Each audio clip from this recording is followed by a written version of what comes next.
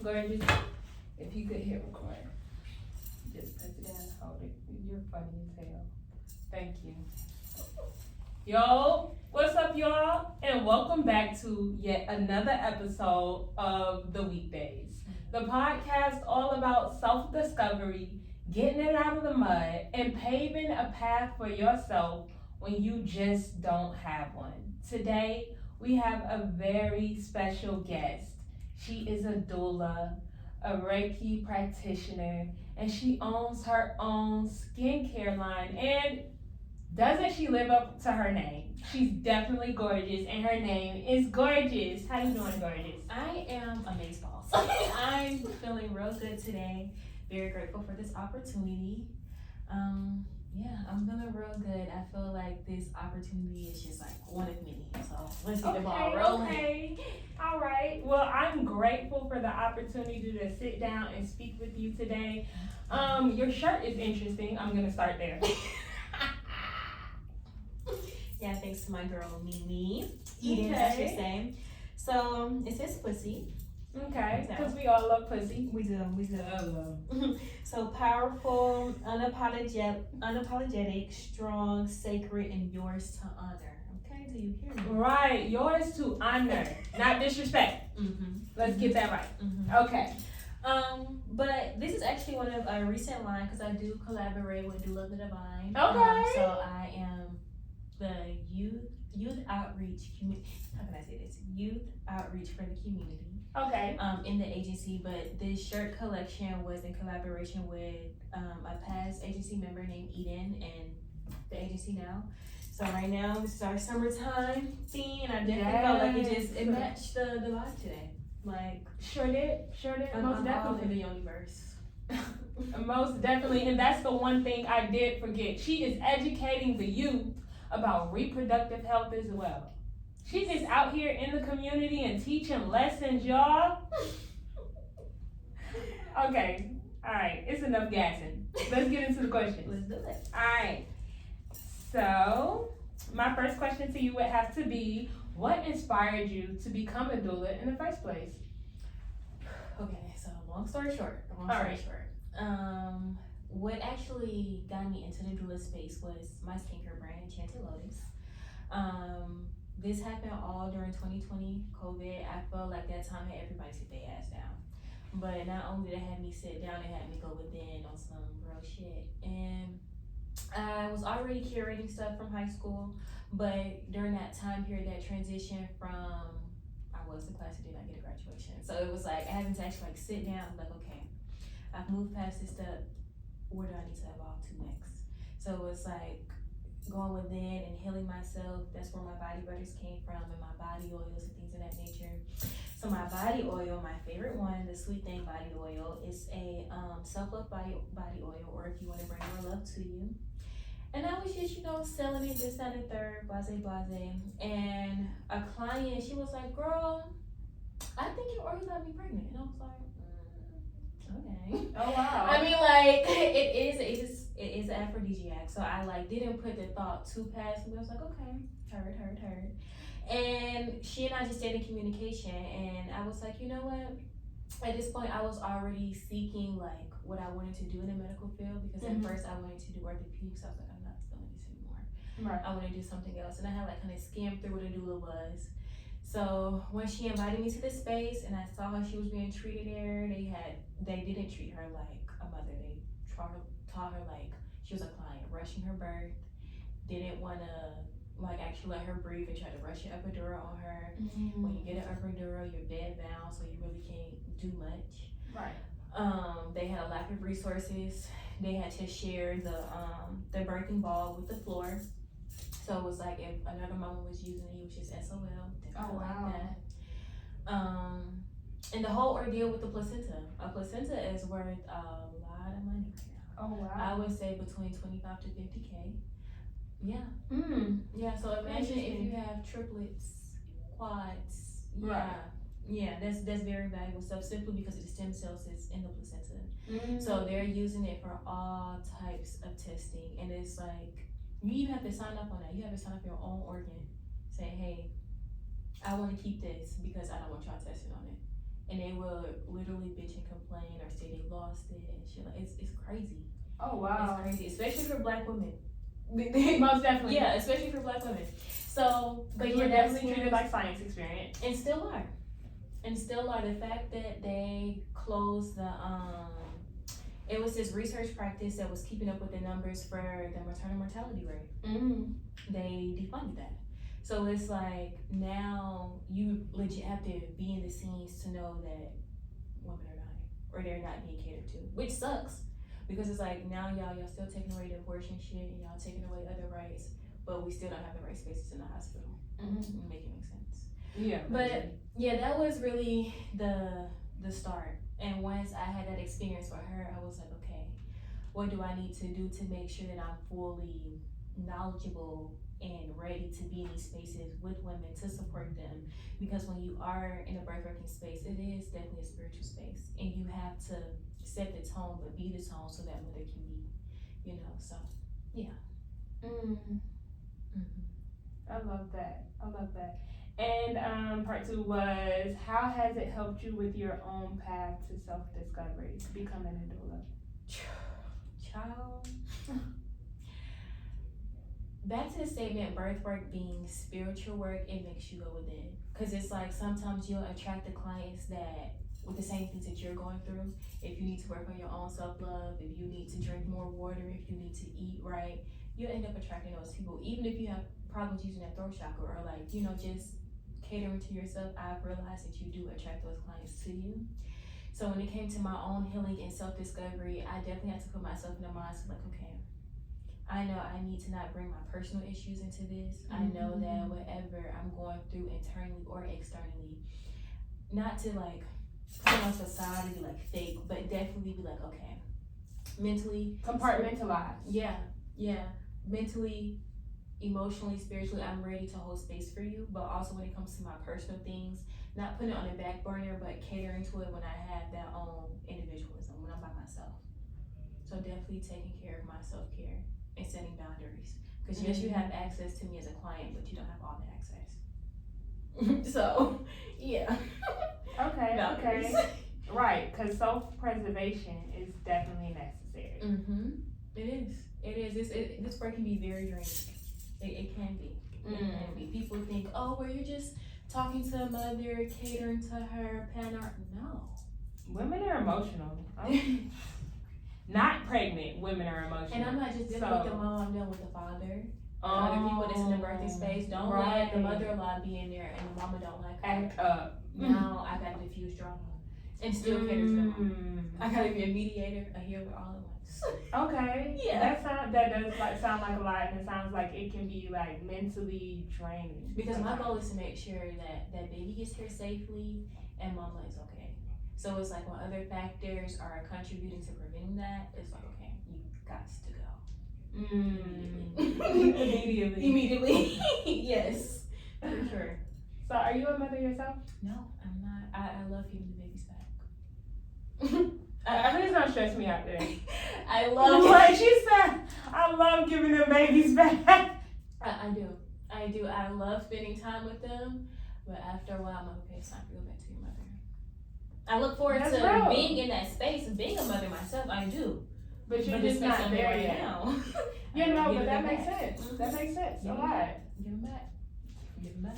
Yeah, I definitely. Somebody asked me, maybe it was a couple of weeks ago. They was like, "Oh, do you ever want to be a mom?" And I was like, about once a month I cry and I'd be like, "I want to be a mother," and then Mother Nature comes and I say, it was a joke. Yeah. Because I definitely plan. I want to be the rich auntie, if anything. Take the kids, dress them up, then take them back home. I'm here for fun. You can spend a day, maybe 2 nights. I give it a week. I give it a week.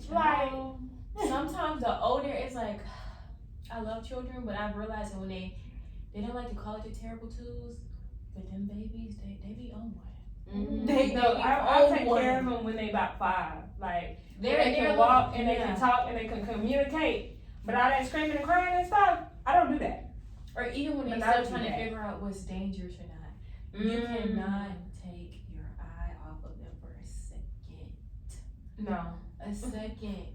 It's like when I was taking care of 2 babies and I had literally just turned around and fixed their food One is going up the steps and one is crawling over the couch. And I'm like, And you don't know which one to get to first. at all. So I'm just like, you look like you good on the steps. I'm gonna run to the couch first, then go to the steps. But it's a workout. So I know like being a mother it's a powerful thing. You're literally a hero because you have to get up and do it every single day. Every single day. And sometimes mothers have to even put in their own facade to be strong for the people around them. So it's like, and that's another reason why I became a doula, is to give them the space to feel safe and relax. Not just for mothers, but women in general. Like we always doing some shit and being something for someone else. So why not have someone that looks like you let you know, hey sis, it's okay. You can chill out, vibe, do what you want to do. If you bring the babies, you have the community here for them to safely play. No worries, no stress. That's so beautiful. So, how do you approach educating and advocating for youth, particularly in terms of reproductive health, and why do you feel like this work is essential to today's world? My approach is staying in the now, staying in the know. Definitely being up to date about what's going on, what's being talked about in these schools, how they going about sex, because I know for a fact that they're trying to take out certain parts of history itself within the curriculum. They're either dumbing down or not talking about it at all when it comes to the health classes.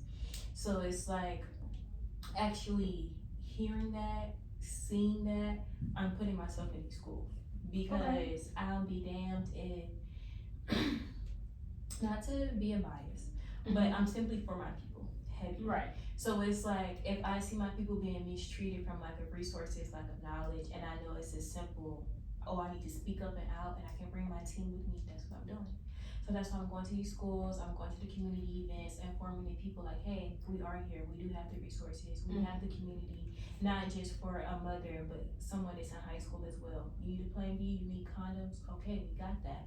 But don't feel like you out here alone in the world and you just have to do whatever with whomever, wherever, because you don't have the space to do so. No, literally, and I feel like having these conversations is really important, especially with the youth, because they definitely be acting grown and they definitely just be doing whatever because they don't let this little boy convince them that it's okay and stuff like that. Like, and the numbers for sexually transmitted diseases is steadily increasing. Especially in Atlanta. Okay. Yo, girl, like what? in Atlanta, like while I do preach abstinence, you have to be realistic in knowing that that's just not reality for a lot of people. Like I remember back in high school, there was girls giving head outside in the courtyard. And no, for real, they still fucking in the middle, in the parking lot. Because what are we really doing? It's like, where's your decorum? Where's your home? You don't want no bed? Like, hold on, wait. Let me stop judging. I'm gonna stop judging right now because I don't have the best stories. Like, but had I had guidance though, and had we been having those conversations while we were in high school about the reality of what sex is, instead of just avoiding it as if they're not gonna do it anyway, that's crazy. So why don't we just open up those conversations about like what's real and what can come about it? Because one, you don't want to deal with an STD, and then number two, who finna raise some kids?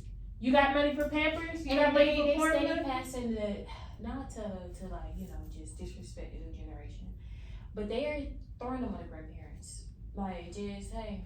But they've always been doing that. Yeah, but it's like now, it's more so like, I'm so comfortable with leaving you with my child to the point where I don't have to do nothing at all as a parent. And that's what blows me. Because it's like, and it's kind of like, this is where the contradiction comes in, because it's like, okay, if I have this child, I'm responsible for this child. But if I choose to have abortion or terminate her house and marry her, now I'm seen as the bad guy. But in reality, I wasn't even in the right space to have this child. But y'all still look at me as the bad guy because I can't take care of this child. It's a child raising a child.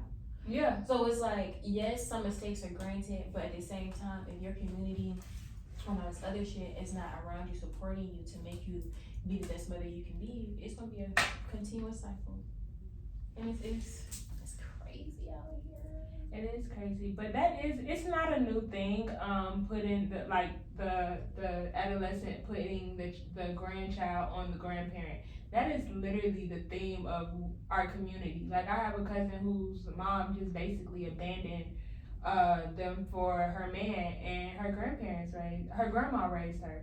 So it is what it is. It's crazy. That happens way too often.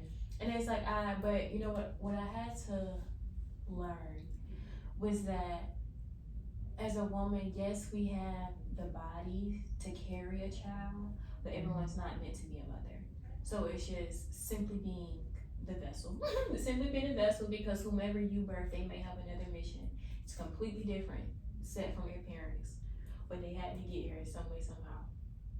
Both parents could have died, but the child's still here because they got some shit to do, some shit to finish. So it's like, I just take it, I'll leave it at that.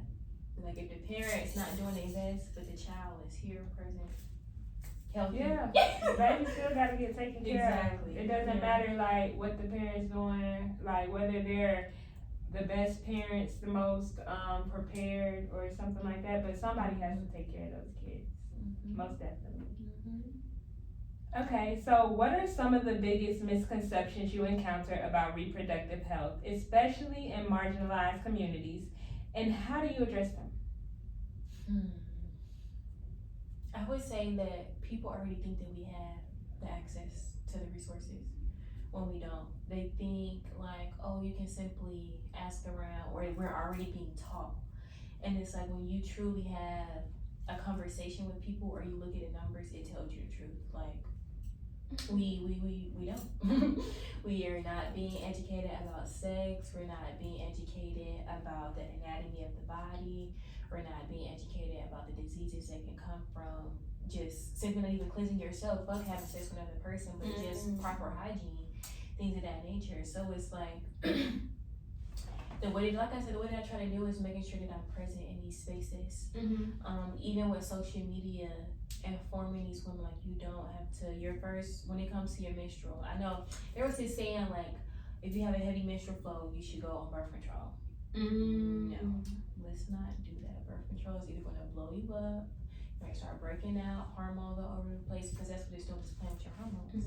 So it's like, I come in on the back end and say, hey, let's drink some raspberry leaf tea, let's drink some hibiscus, let's do some movement, let's do some other things, instead of rushing to this love heal, basically. This throwing your natural balance off and move forward from that, and you see a lot more results. Granted, it takes consistency and patience, because I know with pills, more it's the convenience for people and the quick action. But if you are taking the time to cater to yourself and listen to your body, it makes things much easier. So I would definitely say that's the main misconception, is people thinking we have access and the resources already, and we're literally in a phase of trying to build those things because we've been so long without. So what would be an alternative to using birth control then? Nettle. Who? Nettle. It's this herb called nettle. Okay. And you can use it in a multitude of ways. You can drink it as a tea, as a spermicide. So if you were to like make it into like a salve or like a butter or something, and you put it on the outside of your vagina, by the time y'all done doing what you do, it acts as a spermicide and kill the sperm cells and prevent it from traveling to the egg. Period tracking as well. If you know you were bleeding this week, then next week it's either your follicular phase. It's a follicular phase, ovulation, and I'm missing one. It's two more: follicular, ovulation, luteal, and one more. Oh, menstruation. We're actually Okay. So each week is a different phase. Each week you feeling a different hormone. So it's like, once you learn your body, you're able to move differently, and you don't even see pain at the door because it doesn't exist. You've already handled what you needed to. If you got heavy, if you're bleeding heavy, you might need to increase your iron. If you bleeding, if you're in a lot of pain, drink your raspberry leaf tea or hibiscus. And if you are still having unprotected sex, you can throw the nettle in there. But it's definitely a lot more, because that's what our ancestors used to do. They didn't have no condoms back then. They didn't have any condoms back then. So it's like, it's really just the resources and access to it. And not only that, it's like you gotta realize the game that they're playing, because I don't know if y'all heard, but they start intentionally planting more male trees so that we couldn't bear the fruit from the female trees. So it's like, with them doing that intentionally, that should have like clicked to some people, like, okay, I need to start growing my own stuff. I need to start doing my own research, because the fruit that's bearing from the female trees, that's beneficial to me. But why y'all trying to take it away so y'all can capitalize off of it? But Mother Nature already giving it to us for free. It's crazy. It's crazy. But I would definitely say just, or even with the medicine that's given to them, look at the ingredients that's in there, because some of them literally is just plant chemicals mixed with other stuff. Find the origin. Get to the root. Literally. Okay. But you are right. These are conversations that we do have to open up about reproductive health and about sex, like, because kids gonna find their way anyway. I remember I used to I had asked my mama what is sex, and she was like, "Don't do it," and I was like, "Shit." It's such a taboo topic to some people. It's such a taboo topic simply because it's either religion or even their parents didn't share with them, or it's just more so once you marry, it just is what it is. You can do whatever. Yeah. And that's the same thing, like, not to like get off topic, but when people be in domestic violence relationships and people don't like stand up for the person that's being beaten. Oh, you married? That's just what you're supposed to take. Yeah, it's like a contract, like you really locked in. Exactly. Hell no. Exactly. So it's like it definitely needs to be something that's more talked about. There's actually something called the 3 womb theory. There's this thing called the 3 womb theory, and the first womb is the womb that the baby is actually in. The second womb is the mother, and then the third womb is the community, her environment, things of that nature. So with this theory is, how is this baby going to turn out based on its mother's knowing, not knowing environment, and how she was raised, things of that nature. That's where the third womb comes in at. So that's where that continuous cycle comes in, that if your grandparents didn't know anything about sex or natural remedies or anything of that nature, 9 times out of 10, your mother's going to be the same way. And you won't have the resources, and then it may be another child born, another teen pregnancy or some shit like that, a sexually transmitted disease that could have been prevented simply because she wasn't educated. And that's not to say, like, to just, put down the mother and the grandparents, because I mean, they don't know. Everybody needs to know. But at the same time, I feel like we're in a time of consciousness, so it's like you gotta seek, you gotta ask. But people scared to do that. So I was like, okay, let me speak up and out for you so you can hear me. Okay? Right. Yeah. Okay. So, in your work as a community leader, how do you ensure you're uplifting the voices and needs of the people who might not always have access to the information they deserve?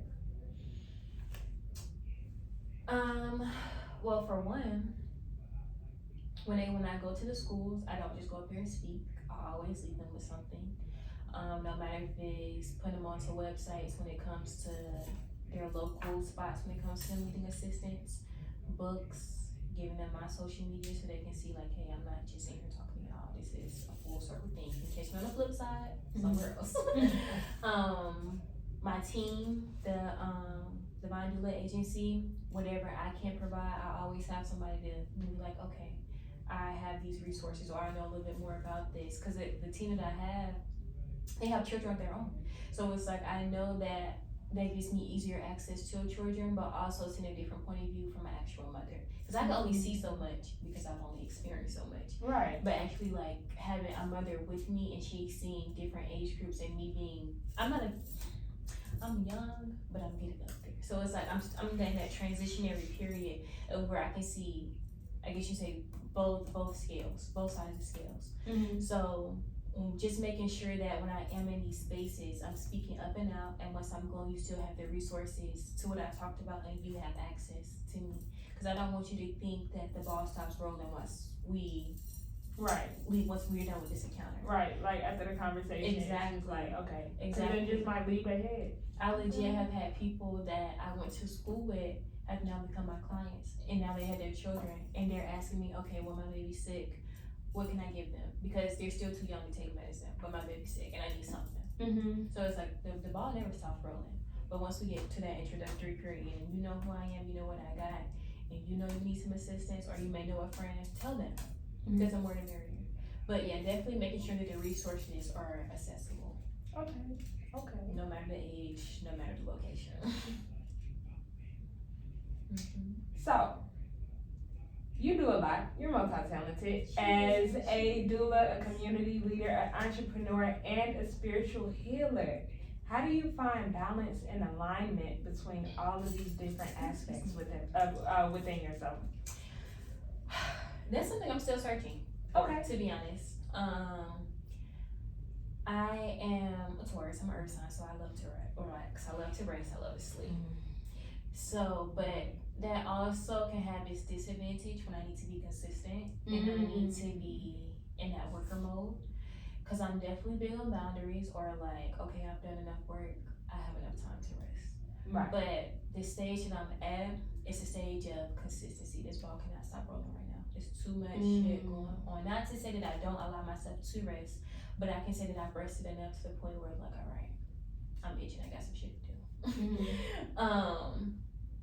But yeah, definitely found that balance. Once I'm done with my clients, like usually in a doula space, it's known if you've been laboring with a mama for like 24 to 48 hours, sometimes 72, those next couple of days, you're out the game. You're going to be sleeping, you're going to be resting, as you should, because you've given your all to someone else, and you've helped bring another life into this world, and then you still want to have to follow up with them for postpartum. So it's like, let me make sure I rest so I can be what I need to be for them in that space. Doing my self-care rituals, making sure this skin is glowing. Right, and soaking this body. No, exactly. But doing the little things that legit make me happy, my hair, my nails, singing, dancing. Like that's yeah, being in my feminine, my soft girl. Yeah. Because when you are not to say that consistency is a masculine aspect, but it just like no, our community has a problem with resting. They do. Most definitely. It's always keep going. You ain't got time. You can sleep when you die. No, baby, I'll sleep now so I don't die. Exactly. Exactly. So it's like, I'm definitely still trying to ensure that I'm finding that balance, because now that things are shifting, it's like, okay, I have to prioritize my time differently. So with that being said, it's like, okay, let me make sure that when it comes to me birth working, I post content for it, or I'm checking in with my clients. When it comes to my skincare business, if I need to make a batch and have some herbs sitting for an event that's coming up, it's already out the way. With my Reiki stuff, if I need to do a session on myself and go hug a tree to transmute that energy. You and both of y'all got an issue with hugging trees. I'm sorry, man. Cause it's just, I'm gonna try it one day. You know, with it. One day. Go hug a tree. Go hug a tree, please. So I'm gonna make sure that nobody around, but shit, if somebody see you hug a tree, that should be like, maybe I should go hug a tree. Hopefully they click to like, maybe I should go hug a tree. What are you hugging the tree? What is this tree telling you? How should we should be, we actually are, not even should be, but we are in connection with trees, because we give them carbon monoxide. We give them something and they give us oxygen. Yes. I can't say the word right now, but yeah, like we should definitely be treating our trees a lot better than we do. We're a legit reflection of Mother Earth. Like a legit skin, dark as dirt, dark as soil. Our hair is antenna, grows towards the sun. The sun feeds us, not burns us. We just get darker. Our hair grows. That's why. It goes up. You just made me think. We're plants. Like no, we are legit plants. That's interesting. Just like you gotta like sometimes you gotta put yourself in that perspective to like, how do I feel when I'm outside compared to inside, or even after being inside for so long and I go outside to get just a breath of fresh air. How quick your nerves is just like, We needed this. No, most definitely. Like, I told my mom that one time that that I'm a plant, but I was on drugs. But the drugs was telling you the truth. They were shrooms. They were telling you It wasn't like real. truth. It was real. It wasn't real drugs like the man-made drugs. They were drugs that came from God. Okay, shrooms grow from the ground. They do. God made magic mushrooms. Don't nobody judge me. I don't do it that much. Whenever I feel a little too depressed. But that's your business. That's my business. That's your business. It don't matter. I haven't done them in a while. I don't do drugs like that. Not at all. Mm-mm. Mm-mm. Never.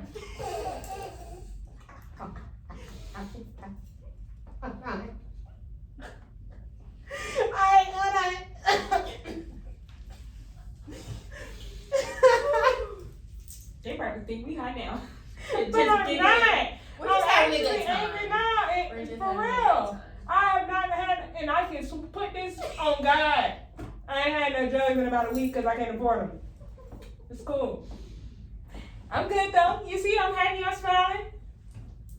Alright, so how do all of your different roles, advocating for youth, empowering individuals through self-care, and practicing Reiki, interconnect for you in terms of your greater purpose in life?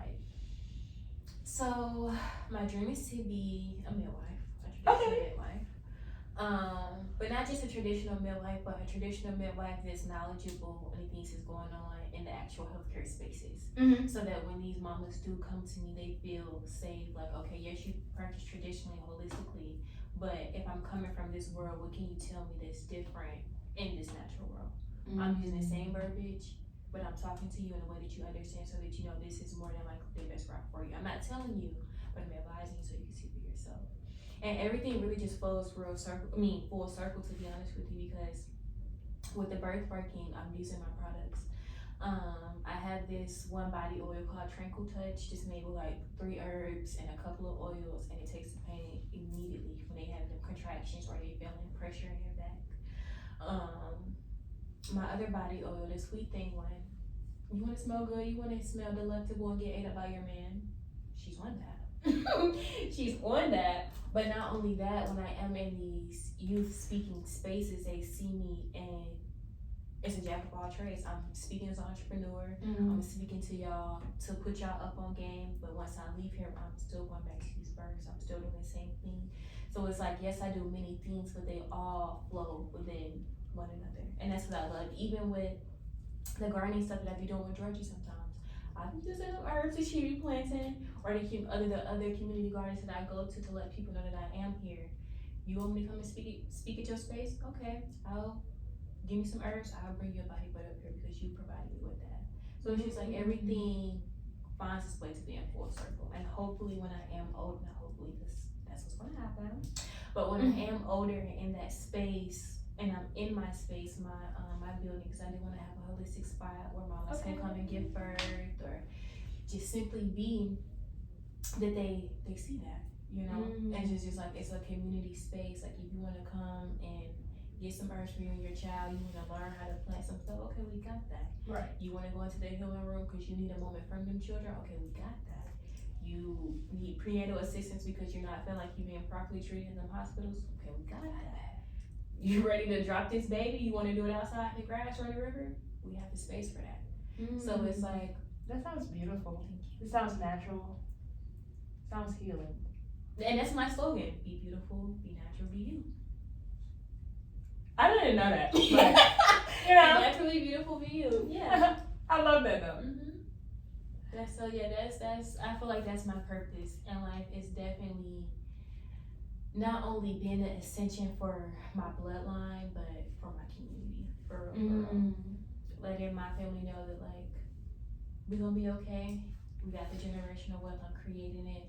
And for the people that I'm sharing my resources and knowledge with, that you're not alone out here. The community is still here. Yes, you gotta search for it and seek for it, because the times is crazy out here. But don't feel like you have to just rely on, because we're still here. Right. Most definitely. You know what I'm saying? So yeah. And we know how to take care of us. what we need. So much power in the Black community. We're already strong as individuals. Right. So when we're in a collectiveness, a oneness, and it's not a crabs in a bucket mentality. Right. You Crabs in the bucket is real. No, for real, because I feel like it's definitely a psychological genocide. It be us against us because we were taught to hate our selves. Mm-hmm. Why did that just happen? But we were taught to hate ourselves, and we need to unlearn that. Because there's literally enough room for all of us. If you see, like, you know, them, they work together to be able to build things, because can't nobody do it by themselves. Because even with running a business, if you're an entrepreneur, you run your business as a solopreneur, you need clients, you need customers. So there's no way in hell that you're able to sustain a living all by yourself. That's just not how the world works. Yeah. True shit. You're going to need something or someone. Right. You need community. We all need community. And like, it's some people have this perspective of like, oh, isolation is for healing. No, but community is for healing.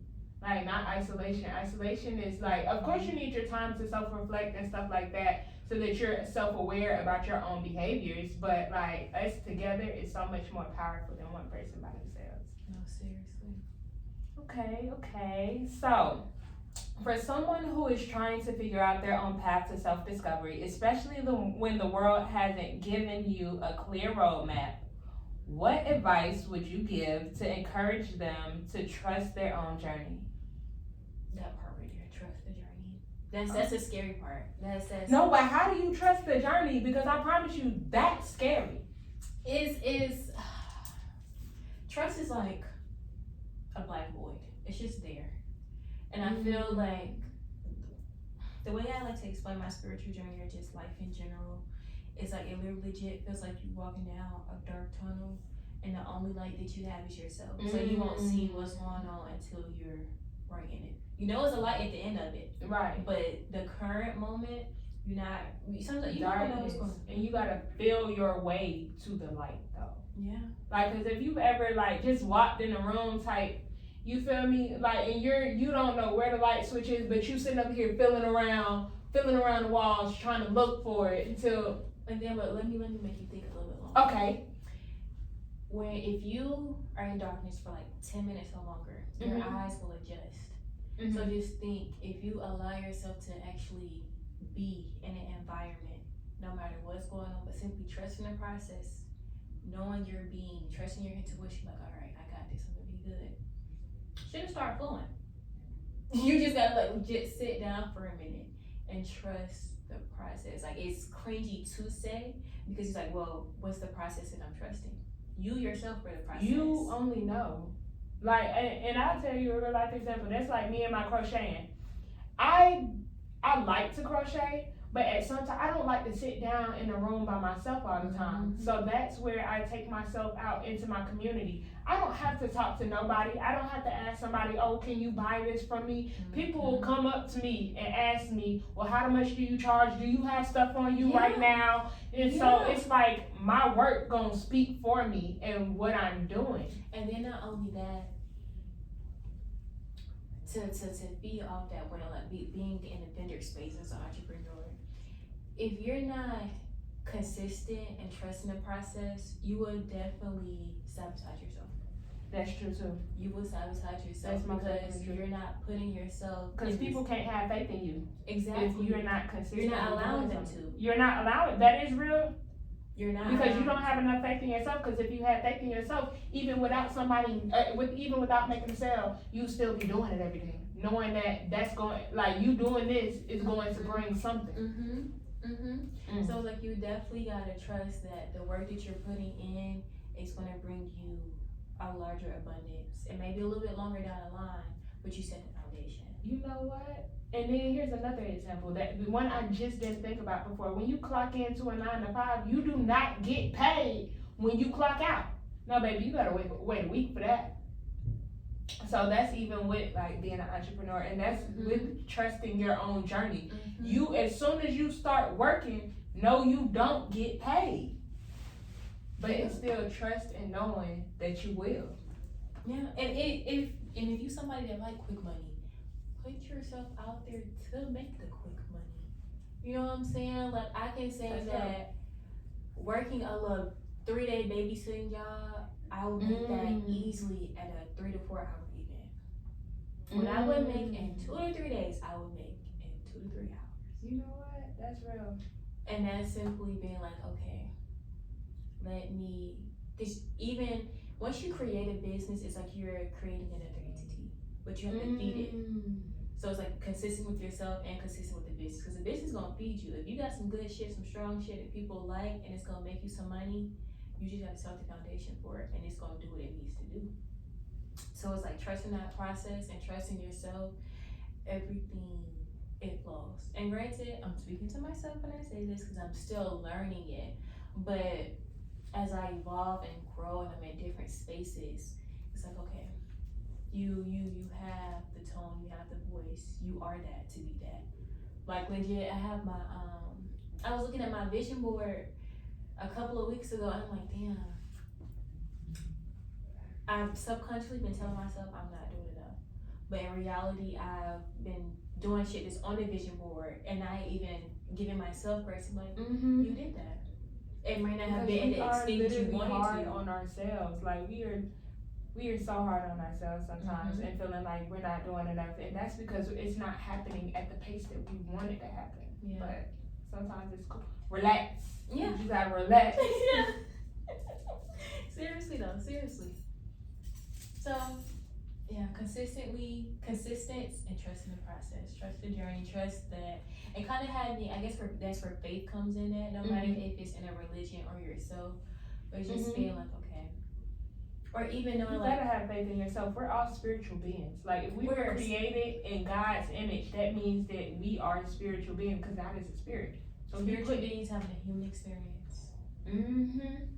That's what it is. We're having a human experience. Literally. So, trusting yourself, trusting thyself is so much power in that. So much power. So much power. Okay. So, have there been any moments in your life where you felt like the path wasn't clear, and how did you navigate through the uncertainty? I would say these last couple of years, it's like I've been trusting the process, but I've also been questioning the process. Simply because what I'm doing, no one else in my family has done. Okay. So you're literally paving a path for yourself. Yes. Okay. Yes. I love and that. it really has me thinking like, okay, am I doing this right? Should I not have done this at all? But what keeps me going is the opportunities that present themselves. Oh, you're a doula, you know how to do this? Come speak on my panel. Oh, you make products? Come set up at my house. Cause my the friends that I have, they love stuff like this. So it's just like truly been like, okay, yes, it's scary out here. It's the real world. I already know it's people that don't want me to win out here. Right. But I wouldn't be fortunate enough to have the ideas and the resources to birth all this without there being some type of outcome of people trusting me with their skin, with their body, with their baby, things of that nature. So it's like not even trusting yourself, but trusting the people that trust you. If you can't trust yourself, but you see other people trust you, simply because you know some shit and then they see you do some shit, ride that wave for a minute. Because it's like, if one person can trust me and it's word of mouth and other people start coming in, that shit like clicks you like, okay. Maybe I am talented. Maybe I can do this. Exactly. Like, not for real, because a lot of times it's so weird, like having self-doubt sometimes. It's weird as hell. Girl. Because somebody was like, and I'll use myself for example, again, like the little bag I created for the girl. Her mom was like, oh, you're so talented. And I'm just looking like, this is nothing. Like other people know how to do this too. And sometimes it's you holding yourself back from yourself, and you're the only obstacle in your way because you don't have enough faith in your abilities. There is, how can I say this? There is sacredness and power within one's own energy. Because the bread, let's take the bread world for example, fully saturated. But people have their favorite types of bread. There's Arnold's, there's Sara Lee, there's Kroger brand, Walmart got a brand. Everybody got a brand of bread. You just gotta find your people, and they're gonna find you. So it's like once you get over that triumph, that heel of like, okay, yes, it's some scary shit, but at the same time, it's not scary. You just ain't never seen it before. That part, especially if you come from, like I said, if your family ain't been through this, they gonna question what you got going on to even make you question yourself. It's like, oh, you think you should be doing that? Maybe you should get a 9 to 5 so you can have a safety net. But really, you don't want a 9 to 5. So it's like, I definitely trust yourself, trust your peoples, but be mindful of your peoples, because some people will be weird and wish you good, it still sends you that evil eye. Which is like, because they don't want to be no hater for real. Like, they don't want to look like no hater, but they definitely do be envious. Just envious. Envious, for real. That is so real. Nasty. So, as someone who is deeply connected to both community and spiritual practices, how has your cultural background shaped the way you approach self-discovery and personal growth? Cultural background and personal growth. The culture in my family is, I guess you can say, like traditional country and like a little bit of Pan-Africanism. So I guess what people call like Sulan nowadays, Sulani, I hope I'm saying it right. But doing my research on my ancestors and presenting myself as such, I don't want to just look like a American Black woman. You're going to see my blackness inside and out. That's why I got on these fucking African print pants and I'm wearing my bangles. Cause it's like, and see, even the bangles themselves. Here in America, it's just gold jewelry, bangles. You're automatically assumed a Black woman. But in other cultures, this is protection. Yes, this is protection in other places. So it's like doing your research, you see like some of the stuff that they brought here. It looks like it's here for fashion. In reality, it's your spiritual connections, and we don't even be knowing.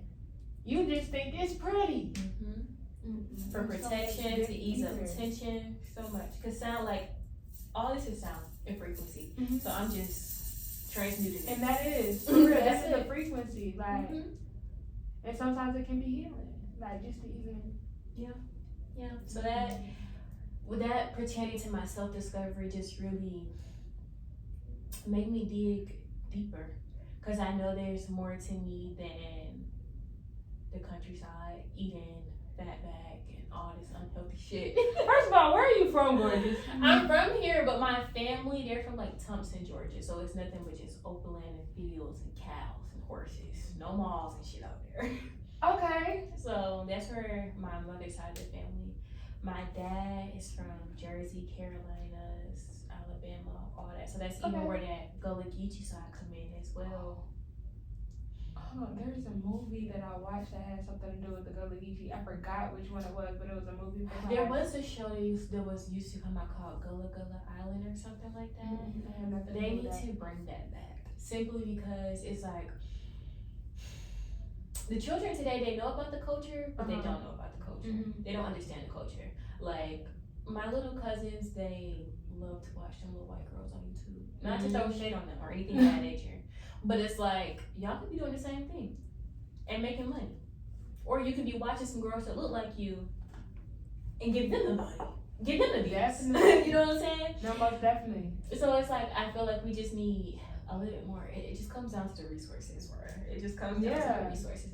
And the resources could literally just be our camera phone. Like you write a little script, pull out your camera phone, put that on YouTube. And like, we don't have to go in the industry. There are so many different ways that we are able to just put ourselves out there now, but people don't want to put in the work. You don't need nobody to back you. If you got a camera, like if you got an iPhone, snap it. Everything is content these days. Everything. Literally. What are you doing right now? Everything is content. Everything is content. So that's why, like, when I'm with my peoples and I see them in their element, I have to capture them. I have to capture them. Jordy don't like to be recorded. She doesn't. She don't even get content when I don't be there. But I'm like, girl, We are in the age of technology that we're in. You have to put yourself out there because that's how people are gonna see you. Like, and don't just think of social media as just posting. It's actually a social place. You can bring people to you. Like I had one friend of mine, very knowledgeable in the garden lifestyle, and he just and I feel like there's two different communities on Instagram, TikTok, and YouTube. So there most definitely is. So if he started on Instagram, was not hitting a lot of people. Got on TikTok. Now people that's like literally states away are coming to him to experience what he got going on in his life. Because of TikTok, I don't know why, but it does bring a wider platform. Like I did, my first video on TikTok had probably like over 2K views, and I got like 190 likes. But my Instagram don't do that. And it's because see, I like to call Instagram a monitoring spirit because it's like people legit just be watching. They just be watching and do not engage. And when they don't engage, it kind of fucks with potential engagement. So it's like, with TikTok, it's kind of like, it's low-key a random algorithm. Because they go by keywords you say what your video was playing, things of that nature. With Instagram, they send it to your followers first before they put it on somebody else. So Instagram is more like a family. I call it more like a family, but TikTok's slow. Yeah. People, it's more so people seeing your stuff who really know you on Instagram, like who are in your community for real, who like you've interacted with before and stuff like that. But like TikTok, it's almost like you can be a complete stranger on TikTok and still. It's people legit making money from not even showing their face. They just doing stuff with their hands. Like legit. That's stuff for real. Okay, so what kind of legacy do you hope to leave, both through your work as a doula and a healer, and through your business and advocacy efforts? What type of legacy did I hope to leave? A big one. A big one is crazy. A big one, but no, I definitely want to have a generational wealth for my family. Not just in the financial aspect, but when it does come to them being sick or needing land or howsoever, we have that. Because I want my 40 acres and a mule. Okay, give me 2, 3, 4, 5 mules. Okay, because I got so many acres, I need all the animals. Actually, just give me the streets. I need a whole block. All that. I need everything in between. But definitely making sure my peoples are straight. When it comes to my community, being known in my community to the point where they're like, oh, I can easily reach out to her. Or if she doesn't know someone, I'm pretty sure she knows someone who can provide me with what I need. So you don't want to be the bougie type. You want to be that everybody friend, like, I'm just here. So you want to be a resource. I am the resource. You are a resource. I'm sorry. Like, I am the brand. I am the resource. Thank you for correcting me. You are the resource. I am the resource. But yes, that's the legacy that I want to leave even after I'm dead and gone. If my child don't choose to do the same thing, there's still remnants of me of what I've done. Most definitely. To keep the ball rolling, because I'm pretty sure they're still telling how reproductive health is going to be looking down the line. I know, that's why we have you. You're a gift. Most definitely. Yes, because I don't even want to get into the hospitals, but it's just like I said, there's no telling how that's going to go. So making sure my family's straight, making sure my community is informed, and when it comes to traditional practices and healing, that it's not something that's a closed practice. Like, this is something that's of us and around us, but if you're not putting yourself in that to reach that, then you won't be that or have that. So it's like, I feel like the more you know, the more you talk about it, the more you put in front of people's faces and other people are doing it, because something really just got to be trending for other people to try it. And spirituality is trending right now. So no, definitely. Can we make agriculture trend? Because please. Because they're, did y'all not hear me when I said they're planting more male trees? They don't want us to eat the fucking fruit off the trees. Because no, for they real. want our money. Definitely. So, yeah, I would just making sure that after I'm dead and gone, people still have access. Yeah, y'all ain't gotta be at my house, but there's a building, a whole building y'all can go to. She said, y'all don't gotta be in my house. But there's a whole space for moms, children, women in general. Because I don't want people to think I'm just here for mothers. I'm here for women of all ages. Okay. All ages. I've worked with women as young as 11 all the way up to age 16. Simply because women that are older, since they didn't have the knowledge and resources when they were younger, they're like, dang, I didn't think about it that way. Or Mhm. dang, I haven't experienced that. Or now that I've had so many experiences, I can see what you're talking about in a different light. Mm-hmm. So, yeah, definitely making sure that my impact is still heavy. Okay, okay. Mm-hmm. I love that. Well, gorgeous, this has been a beautiful conversation. Yes, I could talk for forever. No, literally, like, I genuinely enjoyed talking to you today. Like, you make me want to be a doula almost. A little bit. To add to that, baby, capture this real quick. Everyone needs a doula. Everybody needs to be a doula. Everyone needs a doula, and everybody should try to be a doula. Because I feel like since there are so many different type of people in the world, that not just one type of doula can cater to just one. Like, you literally have death doulas, birth doulas, fertility doulas, tribe doulas, yoga doulas. Did you say trap doula? Yes, because you know there's a different class of women. So You know what? So And if I'm I with need you. to talk to you like a little bit of so you're not gonna go on this birth ball compared to, girl, let's just go on this birth ball, do a couple little infinities, come sit your ass. It's just you talk to them differently. But everyone needs a doula. Dads need a doula, or they can become a doula, because when the mama not there, when the actual doula is not there, A trap doula would be marketable. That's very marketable. or Like, even a let's- doula for the gay community. Yeah, See, because they go through IVF, they have to go through adoption, they have to go through a lot of stuff, and they definitely need the assistance and resources. that is so true. Most definitely. Everybody could be a doula. That shit. Expand your mind, y'all. Mm-hmm. Do so. Because Right, these babies right. are coming. They're coming. They're And popping we out. need them, though. And we do. And if y'all not feeling safe in these hospitals, then you need to tell your friend, can you become a doula? Because for real, like, I really think that home birthing is so beautiful. Like, It is. I feel like with every home birth that I have attended, it's a rebirth within itself. Because it's like, there's a difference, but even really births in general. Like, legit seeing a woman birth a whole being out her vagina is like, wow. what the fuck? That's a person. Like, you done cooked this whole You being done cooked it. in your womb You for baked it. 9 months, then made a brain, some fingers. Yeah. No, that's beautiful. And then That's if a you want to beautiful like really process. get deep into the science to the part where a man wasn't involved and we were doing this shit by ourselves, like, what the fuck? I'm sorry. But yeah, it's a beautiful thing. It's a beautiful thing. I would definitely people just tell people to hop on the wave. The more you know, and wow out. Most definitely, most definitely. Okay, y'all. Thank y'all so much for watching this podcast episode. Gorgeous, let us know how we can support you, please. How can we find you? Your girl's birthday is coming up first and foremost. First of all, when's your birthday? On Mother's Day this year. It's Okay, crazy, so okay. now I have to share my holiday with the actual. My birthday is always on high. My birthday is actually the most lit Memorial Day weekend. Oh, so you yeah. get firecrackers, some grilling, all that. No, most definitely. But you all can reach me at The Enchanted Lotus LLC on Instagram, TikTok. I believe it's like The Enchantress, _Enchantress. My website is www.enchanted-lotus.com, and I will actually be at the Atlanta Black Fairy Fest in 2 weeks. Okay. I don't know when it's Okay. coming out, but if it comes out by that time, I will be there. And yeah. Hold on, wait. You said in 2 weeks? Mm-hmm. I'll push people back for you. Most definitely. And I'm Just because you got an event coming up, like, I have to. You know, and you should come come up there with your crochet stuff. Okay, I may. You can step a little toe in my tent. Get you out for a little minute.